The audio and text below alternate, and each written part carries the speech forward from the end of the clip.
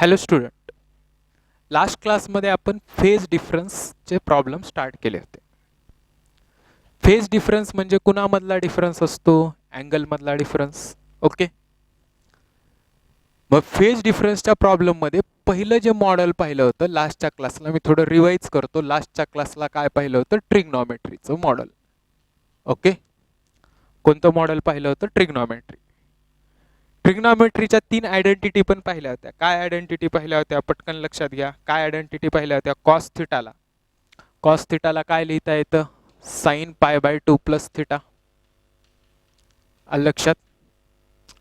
किंवा minus sign थिटाला काय लिहिता येतं? साइन पाय प्लस थिटा. किंवा मायनस साइन थिटाला आणखी काय लिहिता येतं? Cos pi by 2 plus theta. ह्या एवढ्या आयडेंटिटी आपण पाहिल्या होत्या. ह्या आयडेंटिटी यूज करूनच ट्रिग्नॉमेट्रीचे फेज डिफरन्सचे प्रॉब्लेम सॉल्व्ह करायचे असतात. मग याच्यावरती प्रॉब्लेम्स विचारतात. एक साधं मॉडेल आपण बनवूयात. समजा y1 is equals to a cos of omega t plus pi by 6 दिलं.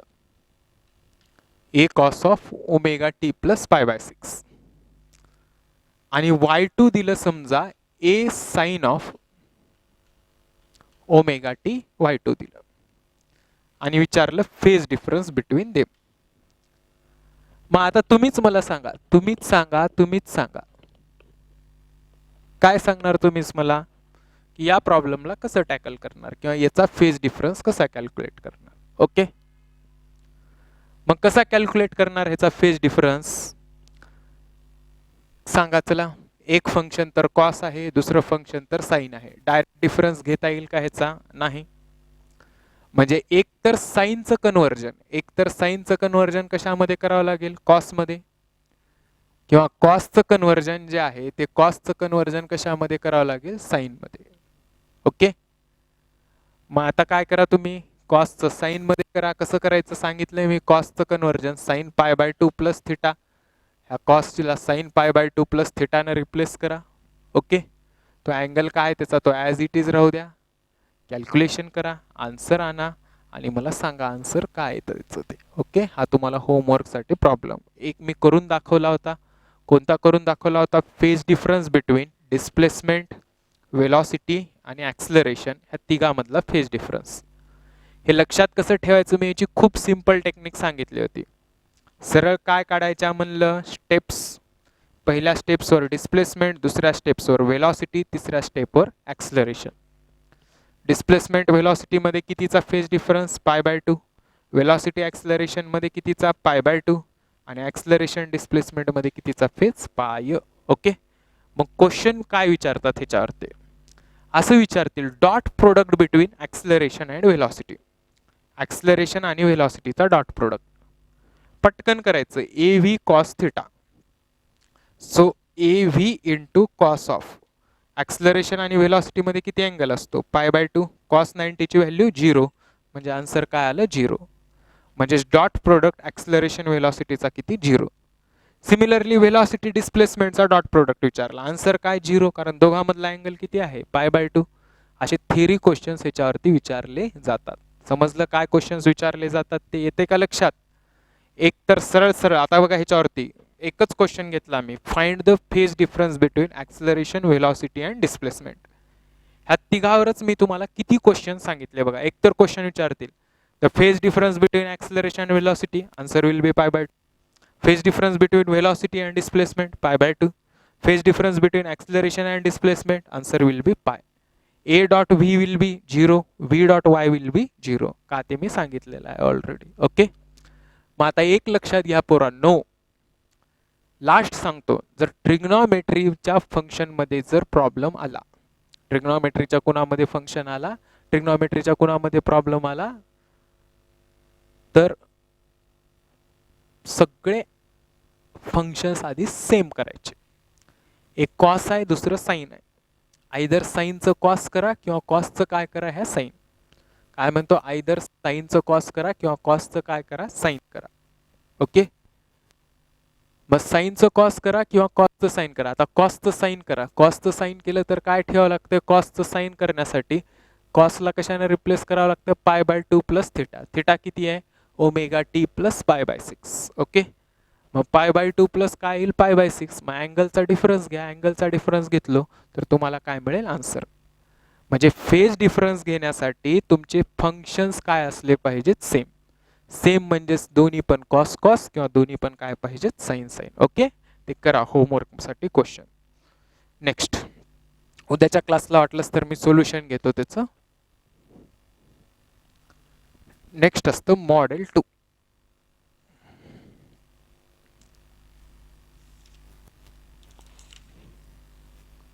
Next time model 2.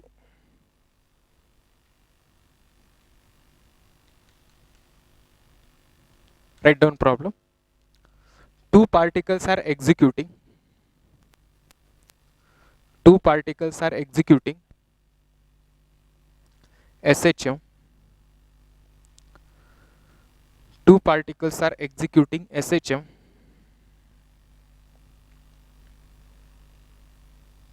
on same line. On same line.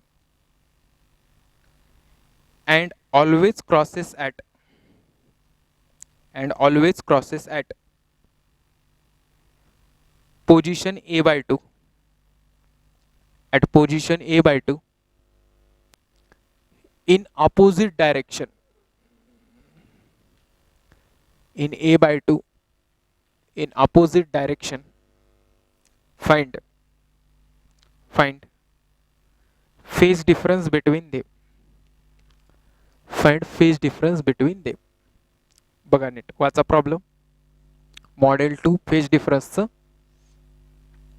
Phase difference म्हणजे अँगल मधला डिफरन्स. फेज बघितलो आता आपण, आणि त्या फेजचा डिफरन्स म्हणजेच फेज डिफरन्स. अँगल म्हणजे फेज, दोन अँगलचा डिफरन्स म्हणजेच फेज डिफरन्स. चला आता बघा, ए बाय 2 ला, ए बाय 2 पोझिशनला दोन पार्टिकल्स काय करायलेत, एकमेकाला क्रॉस.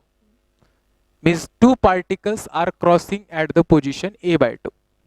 ओके, मग आता या प्रॉब्लेमचा आन्सर मी तुम्हाला व्हेरियस वेनं सांगतो.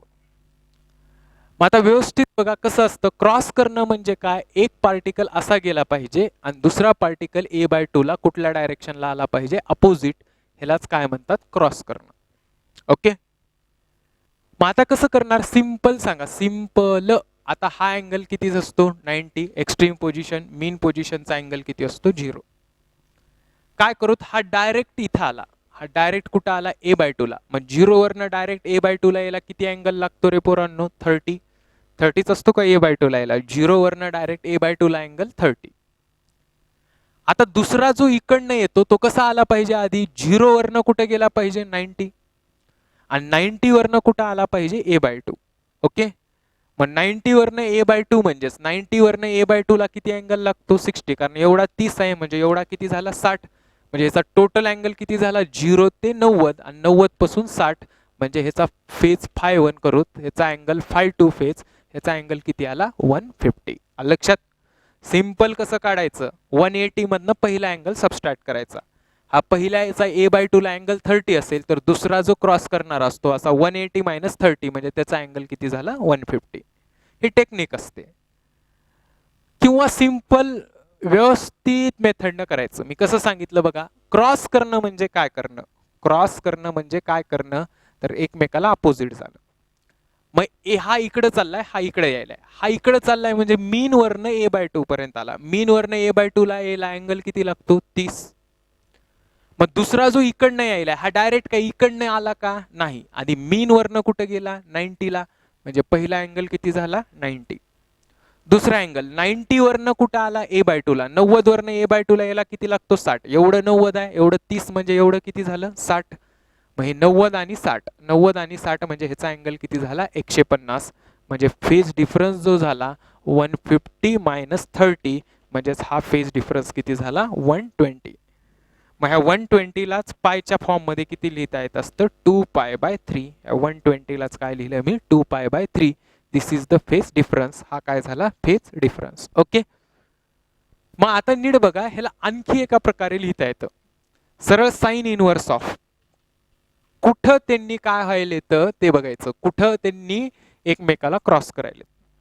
A/2 म्हणजे साइन इनवर्स 1/2 ला त्यांनी क्रॉस व्हायले. मग ह्याच्यात दोन व्हॅल्यू असतात, साइन इनवर्स 1/2. 1/2 म्हणजे काय असते, प्लस व्हॅल्यू. आणि साइन पॉझिटिव्ह किती वेळेस असतं, फर्स्ट क्वाड्रंटला, दोन क्वाड्रंटमध्ये असतं, फर्स्ट क्वाड्रंट आणि सेकंड क्वाड्रंट. मग पहिली व्हॅल्यू साइन इनवर्स 1/2, पहिली व्हॅल्यू किती, 30. दुसरी व्हॅल्यू ह्याची कशी काढायची, 180 मायनस पहिली व्हॅल्यू तर माहीत असते. 180 मायनस 30 किती झालं, 50. म्हणजे फेज डिफरन्स किती आला, 120. असं केलं तर तुम्हाला डायग्रामची गरज नाही, काहीच गरज नाही. अरे हा या ना. आता दुसरं, समजा असं जर क्वेश्चन असता, ऑलवेज क्रॉसेस ॲट, असा जर क्वेश्चन असता, always crosses at A/√2. Okay, diagram बिग्राम काही काढत बसू नका, सरळ sine inverse of 1/√2. Sine inverse of 1/√2. मग साइन इनवर्स ऑफ 1/√2, पहिली व्हॅल्यू माहीतच असते सगळ्यांना, पहिली व्हॅल्यू किती असते, 45. दुसरी व्हॅल्यू कसं काढायचं, 180 मधनं ती सबस्ट्रॅक्ट करायची. 180 मायनस 45 किती, 135.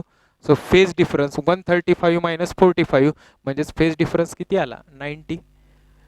मग कधी कधी तुम्हाला प्लस A/√2 ऐवजी मायनस A/√2 देतात, मायनस A/√2.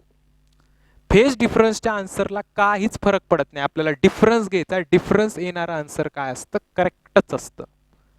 आता बघा काय फरक पडणार आहे ह्याच्यामध्ये, जर मी साइन इनवर्स ऑफ काय घेणार, -1/√2 घेणार, -1/√2. मग साइन मायनस व्हॅल्यू हे कितव्या क्वाड्रंटला असते, तिसऱ्या, आणि कितव्याला असते, चौथ्याला. मला तिसऱ्या आणि चौथ्या मधले अँगल माहित आहेत का, तिसऱ्या आणि चौथ्या मधले अँगल माहित नाहीत, मग फंद्यात बी पडायचं नाही, सरळ ती पॉझिटिव्ह घेऊनच करायचं आन्सर, आणि जे आन्सर येतं तेच आन्सर ह्याच्यासाठी पण असतं, कारण येणारा डिफरन्स हा काय सेम असतो. तरी पण मी करून दाखवतो, साइन इनवर्स -1/√2. चला पटकन सांगा मला, साइन इनवर्स -1/√2 कुठं कुठं व्हॅल्यू असते, एक असते 45, 180 मध्ये ऍड करा, 180 मध्ये 45 जर ऍड केलं तर एक किती येईल, 225. आणि दुसरी व्हॅल्यू कुठं असते, 225, आणि पुढची व्हॅल्यू किती असते, 360 मधनं किती सबस्ट्रॅक्ट करावं लागतील, 45. म्हणजेच किती सबस्ट्रॅक्ट किती येतील, हे 315. ओके, म्हणजे -1/√2 व्हॅल्यू ही 225 आणि 315 ला असते. फेज डिफरन्स घ्या, किती आलं, 90. एवढं डोकं लावून बी आन्सर 90च आलं, आणि सरळ बी केलो असतो तर आन्सर किती आलं, 90च. म्हणून जरी क्रॉसेस ॲट प्लस असो मायनस असो, सरळ आन्सर काय करून घ्या, प्लसच कन्सिडर करा. समजा असं म्हणलं, ऑलवेज क्रॉसेस ॲट -√3/2. काय म्हणलं, ऑलवेज क्रॉसेस ॲट -√3/2. सरळ काय करायचं, साइन इनवर्स ऑफ, मायनस बिनस काही घेत बसू नका, √3/2. √3/2 ची पहिली व्हॅल्यू किती असते, 60. दुसरी व्हॅल्यू माहित नाही, 180 मधनं सबस्ट्रॅक्ट करा, 180 मायनस 60 किती, 120. फेज डिफरन्स घ्या, 120 मायनस 60 म्हणजे फेज डिफरन्स किती आला, 60. So mind it, phase difference किती आला, 60. कळलं हे मॉडेल कसं करायचं ते. पहिलं मी डायग्रामनं पण सांगितलं, डायग्रामनं थोडा टाइम जास्त लागतो, तरी अंडरस्टँडिंगसाठी परत एकदा बघा. क्रॉसेस ॲट कुठं म्हणलंय, A/2, म्हणजे पहिला पार्टिकल असा जाणार, दुसरा असा येणार आणि क्रॉस होणार. मग कसं करणार, 0 वरनं A/2 ला यायला, 0 A/2 ला यायला किती लागतो, 30. मग हा इकडून यायला काय असा डायरेक्ट इकडून येणार का, नाही, आधी 0 वरनं कुठं जाणार, एक्स्ट्रीमला, इथं यायला 90 करणार, आणि 90 वरनं A/2 ला यायला, 90 वरनं A/2 ला किती करणार, 60.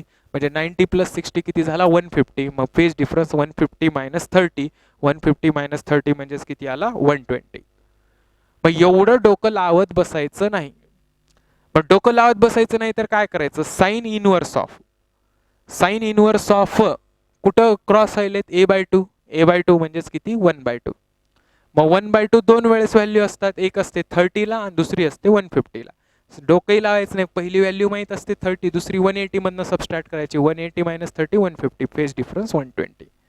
Always crosses at -√3/2. मी सांगितलं, मायनस जरी असलं तरी प्लसच कन्सिडर करून सॉल्व करा, आन्सर करेक्टच असतात. कारण आपल्याला साइन हे निगेटिव्ह तिसऱ्या आणि चौथ्या क्वाड्रंटला असतं, ते माहित आहे का, नाहीत व्हॅल्यू, म्हणून ते प्लसच कन्सिडर करा. Sine inverse √3/2. 60 ला दुसरी कसं काढायचं, 180 मायनस 60 म्हणजेच 120, म्हणजे फेज डिफरन्स कितीचा झाला, 60चा. ओके, नेक्स्ट पुढचं. मग आता बघा, या क्वेश्चन्सला असं विचारण्याऐवजी आणखी एक विचारत असतात. आणखी कशाच्या फॉर्म मध्ये विचारत असतात, ह्याला ग्राफच्या, आणखी कशाच्या फॉर्म मध्ये विचारत असतात, ग्राफच्या. ओके, ओके, थोडं पाणी पितो मी.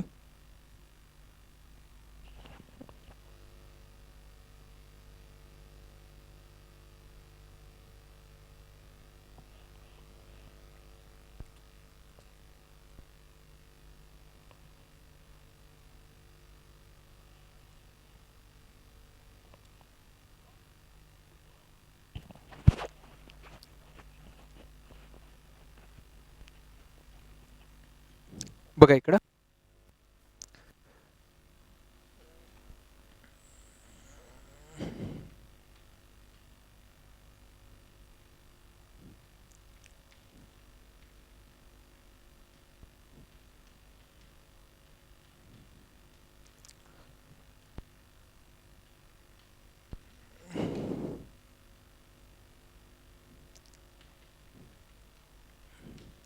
डिस्प्लेसमेंट वर्सेस टाइमचा ग्राफ दिलाय. असं विचारला question, find phase difference between A and C, आणि दुसरं विचारलं डी अँड एफ. ओके, चला बघा आता. डिस्प्लेसमेंट टाइम ग्राफला काढलेला स्लोप म्हणजे कोण असतो? व्हेलॉसिटी. स्लोप कसं काढणार? टँजंट. ए ला टँजंट ड्रॉ करा, सी ला ड्रॉ करा, डी ला ड्रॉ करा, एफ ला ड्रॉ करा. ए ला ड्रॉ केली, सी ला, डी ला ड्रॉ केली, एफ ला. मग फेज डिफरन्स बिटवीन पहिल्यांदा काढूयात ए अँड सी. ह्याचा मिनिंग तोच झाला. A/2 पॉइंटला दोघांची व्हेलॉसिटी, टँजंट म्हणजे व्हेलॉसिटी, आणि डिस्प्लेसमेंट टाइम ग्राफचा स्लोप म्हणजेच काय असतो? व्हेलॉसिटी. आणि कंटिन्युअस ग्राफला काढलेली टँजंट, कंटिन्युअस ग्राफला काढलेली टँजंट हाच काय असतो? स्लोप. मग ह्या दोन व्हेलॉसिटी अपोजिट डायरेक्शन मध्ये आहेत. म्हणजे A/2 ला दोन व्हेलॉसिटी कोणत्या डायरेक्शन मध्ये आहेत? अपोजिट. म्हणजे पार्टिकल इथं काय झाला? ह्याचा मिनिंग पार्टिकल काय करायलेत? क्रॉस. याचा मिनिंग काय झाला? पार्टिकल काय करायलेत? क्रॉस. म्हणजे A/2 पोझिशनला ए पार्टिकल्स आर क्रॉसिंग. मग क्रॉसिंग साठी कसं कॅल्क्युलेट करणार? Sign inverse of 1/2. बरोबर. मग साइन इनवर्स 1/2 आता सारखंच सगळं आपलं. साइन इनवर्स 1/2 फक्त हे कुणाच्या फॉर्म मध्ये आहे? ग्राफच्या. मग साइन इनवर्स 1/2 आत्ताच बघितलं 30, दुसरी व्हॅल्यू किती असते? 180 - 30 150. म्हणजे फेज डिफरन्स किती आला? 120. फक्त विचारण्याची काय चेंज झाली? मेथड. इथं क्वेश्चन हा डायरेक्ट विचारला होता, आणि इथं क्वेश्चन हा युजिंग काय विचारलेला आहे पोरांनो? ग्राफ. मग सिमिलरली डी आणि एफ पॉइंटला व्हेलॉसिटी डी आणि एफ दोघांची पण डिस्प्लेसमेंट किती आहे? -a/√2. मग या पॉइंटला व्हेलॉसिटी अपोजिट, म्हणजे ह्याचा पण मिनिंग काय झाला? पार्टिकल काय करायले? क्रॉस. मी सांगितलंय तुम्हाला, जरी मायनस असलं तरी टेन्शन घेऊ नका. त्याला काय घेऊन सॉल्व करा? प्लस 1/√2 म्हणजे 45, आणि दुसरा म्हणजे 135. दुसरा कसं काढायचं? 180 मधनं 45 गेले 135. सो फेज डिफरन्स किती आला दोघांचा? 90. म्हणजे फेज डिफरन्स डी आणि एफ साठी किती आला? 90. ए आणि सी किती साठी आला? 120.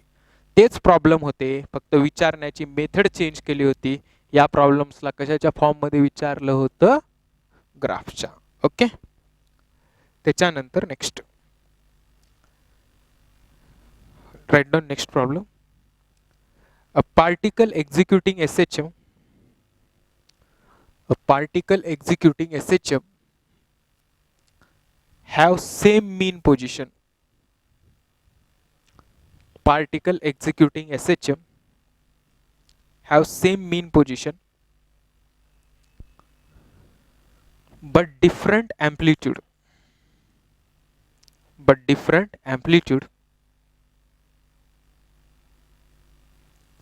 A and 2A. And they are always crosses at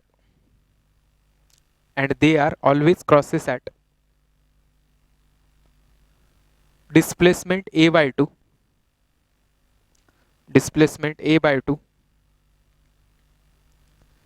in opposite direction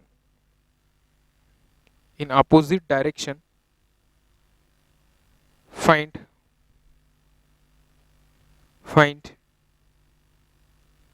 phase difference between them. Phase difference between them.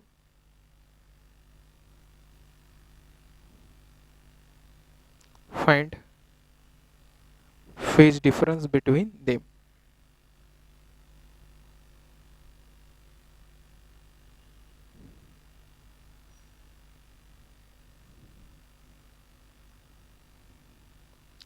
विचार करा, आधीच्या ह्या क्वेश्चन मध्ये काय फरक आहे तो आधी समजून घ्या.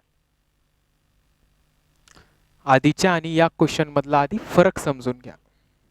आधीच्या क्वेश्चन मध्ये काय होतं, both are on the same line, म्हणजे दोघांचा अँप्लिट्यूड काय होतं, सेम.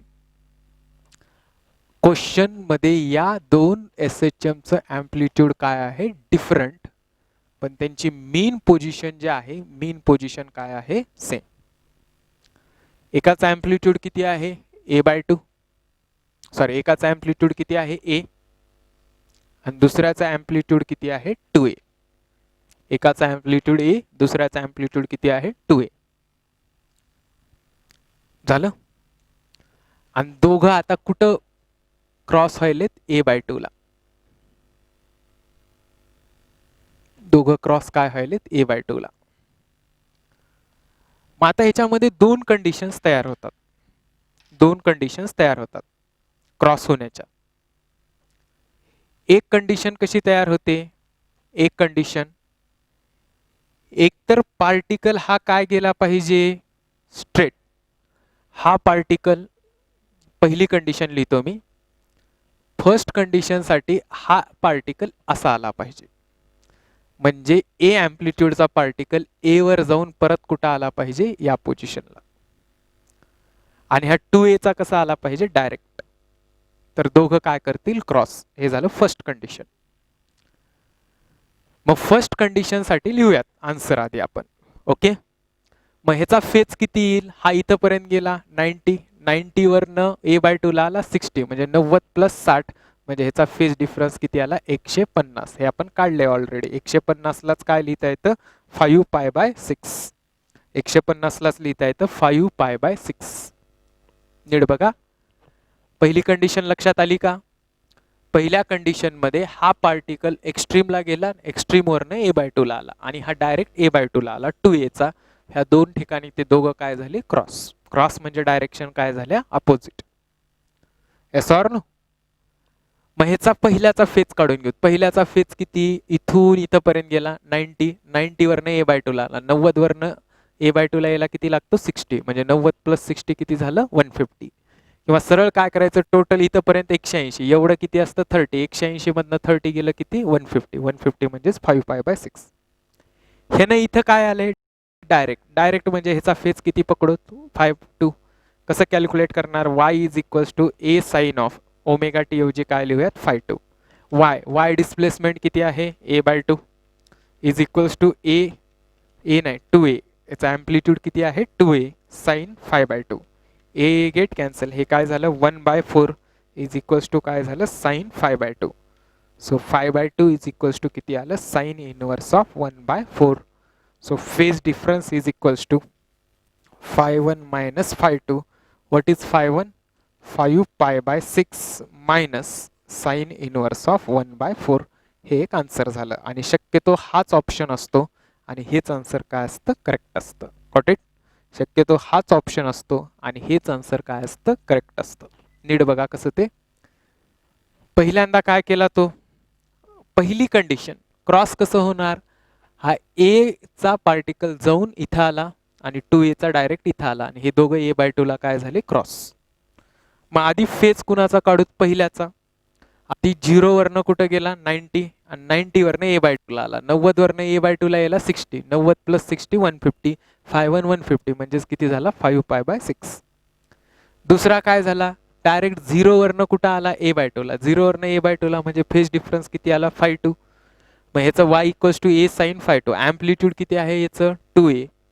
डिस्प्लेसमेंट किती आहे, इथून इतकी a/2, a गेट कॅन्सल, हे 2y 1/4 sin 5. सो 5 काय आलं, sine inverse 1/2. Phase difference 5/1 - 5/2, 5π/6 minus sine inverse 1/4. आता ह्याच्यामध्ये सेकंड केस कशी तयार होईल, नीट बघा. पहिलं a, दुसऱ्याचा अँप्लिट्यूड किती आहे, 2a आणि दोघं क्रॉस कुठं व्हायलेत a/2 ला. आता बघा सेकंड केस कशी येऊ शकते. हा पहिला पार्टिकल डायरेक्ट इथं आला, पहिला काय आला, डायरेक्ट a/2 ला आला. आणि दुसरा कसा आला, आधी 2a ला गेला एक्स्ट्रीमला आणि 2a वरनं परत इथं आला. आधी 2a ला गेला आणि 2a वरनं इथं आला. हे पण कशाची पोझिशन होऊ शकते, क्रॉसेस. पण हे काढत बसत नसतात कारण ह्याचा ऑप्शन नसतो आणि काढणं पण खूप डिफिकल्ट असतं. नीट एम्स बियॉन्ड द स्कोप आहे. त्याच्यामुळे आन्सर हे फर्स्ट केसच कन्सिडर करतात. हे पण करेक्ट आहे, नो डाऊट, हे पण करेक्ट आहे. पण ह्याचा ऑप्शन कुठल्याच रेफरन्स बुकमध्ये नाही. हा पण क्वेश्चन कुठल्या बुकला आहे, सिंगेजमध्ये आहे. हा पण क्वेश्चन सिंगेज, ते पण IIT सिरीजमध्ये आहे वाटतं. आय थिंक IIT सिरीजमध्ये आहे हा प्रॉब्लेम. ह्या केसचा ऑप्शनच नसतो आणि ही केसचा आन्सर पण येत नाही, त्याच्यामुळे कोण काढत पण नाहीत. त्याच्यामुळे तुम्ही पण ह्याच केससाठी आन्सर काय करा, कन्सिडर. म्हणजे कोणती केस, की ए ॲम्प्लिट्यूडचा रिटर्न यायला आहे आणि ह्याचा 2a ॲम्प्लिट्यूडचा काय चाललाय, स्ट्रेट. हे कॅल्क्युलेशन करा, तुम्हाला काय मिळून जातील आन्सर्स. ओके, हे झालं केस 2. ओके, लास्ट पाहूयात आजचा लास्ट प्रॉब्लेम, केस 3.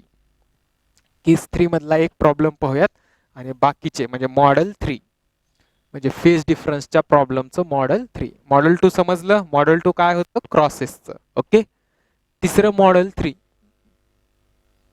Model 3 write down problem.